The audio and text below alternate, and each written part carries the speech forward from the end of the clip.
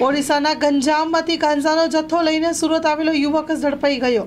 ઓડિશાના ગંજામથી 5.87 લીટર ગાંજાનો જથ્થો લઈને આવેલો યુવક ઝડપાઈ ગયો છે। સુરતમાં ગાંજાનો જથ્થો ઓડિશાથી ગંજામની લાવવામાં આવતો હતો। નશાકારક ગાંજાના જથ્થા સાથે આરોપીને અગાઉ પણ ઝડપી પાડવામાં આવ્યા હતા।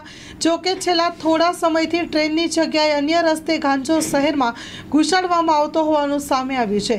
બાતમી મળતા જ પોલીસે 5.87 કિલો ગાંજાના જથ્થા સાથે એક ઇસમને ઝડપી પાડ્યો છે।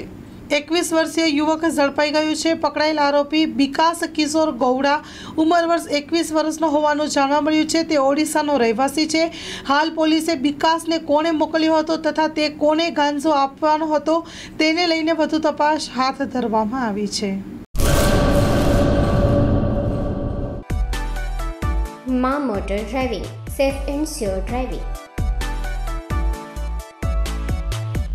ડ્રાઇવિંગ એ શોખ સાથે આપની મોટી જવાબદારી પણ છે। અમારા ઇન્સ્ટ્રક્ટર દ્વારા સચોટ અને સરળ માર્ગદર્શન આપની રોજની તાલીમની માહિતી મેળવીને શું અધુરાશ છે એના ઉપર પૂરું ફોકસ કરાય છે।